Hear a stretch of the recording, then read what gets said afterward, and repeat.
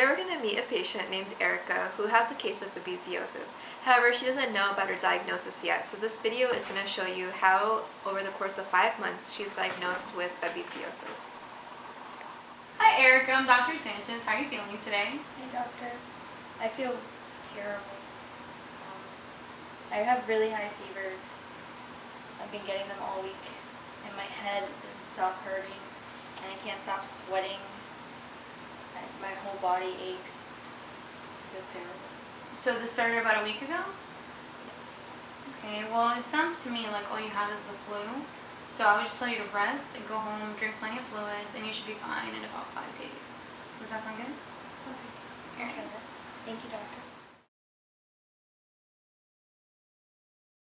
Hi Erica, it's nice to see you again. How are you? Hi, doctor. Actually, I have not gotten better. From the last time that you visited me, it says here that you had the flu about 4 months ago. Yes. It did not get any better? No. Have your Actually, symptoms changed? It's gotten worse. I feel nauseous all the time now. I've been vomiting. Okay. Do you remember what you did before these symptoms started? Did you travel anywhere? I did visit my sister. Mm-hmm. She lives in a cabin in Rhode Island. Okay. And, okay, well, what I'm going to do is order some blood tests and we're going to see what's going on. You should get a call back within the week and then we'll see where we take it from there, okay? Hi, doctor. I have this patient and she presented to me about 4 months ago with flu-like symptoms. I sent her home thinking it was the flu, but now she's back to me and she says her symptoms haven't changed. So I did a blood test on her and it shows a decrease in red blood cells and platelet counts. So I think you should take a look at it. Okay, let me go ahead and see that. Was there anything unusual about the patient's history? Other than her flu-like symptoms, she did mention that she traveled to Rhode Island and stayed in a cabin in the woods right before the symptoms began.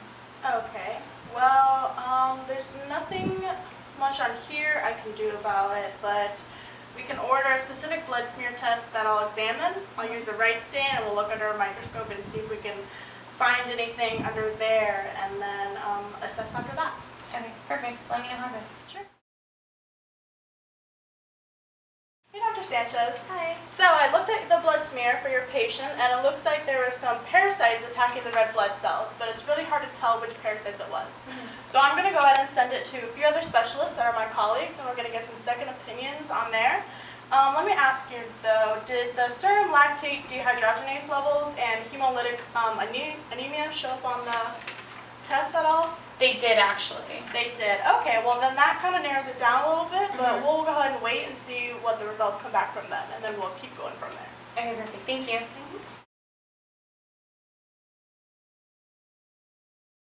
Hey, Dr. Sanchez. So, kind of bad news. My colleagues are kind of indifferent on the results that they got from their opinions. But what I'm going to go ahead and do is run an indirect fluorescent antibody test because it's a little bit more specific so we can narrow it down and see which parasite it is that's attacking your patient. So I know it's going to be a little bit more of a wait, but we'll go ahead and get those correct results for you. Okay, thank you so much. You're welcome. Dr. Sanchez, so I finally have a result for you. Good. The IFA test went ahead and it confirmed what I thought. It's the diagnosis of babesiosis. That's the parasite that's attacking the red blood cells. So, looks like your patient has babesiosis. Okay. So you can go ahead and let them know and get treatment started right away. Thank you so much for your help. You're welcome. Hi Erica, I have good news. I spoke with my lab specialist and she actually figured out that you have a case of babesiosis.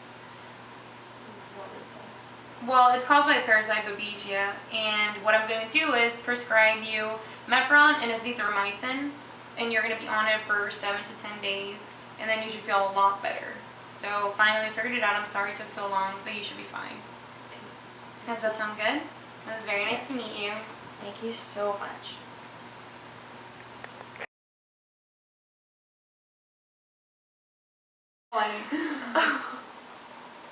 Go ahead. Oh, are you recording? My hair. Look at me. You can't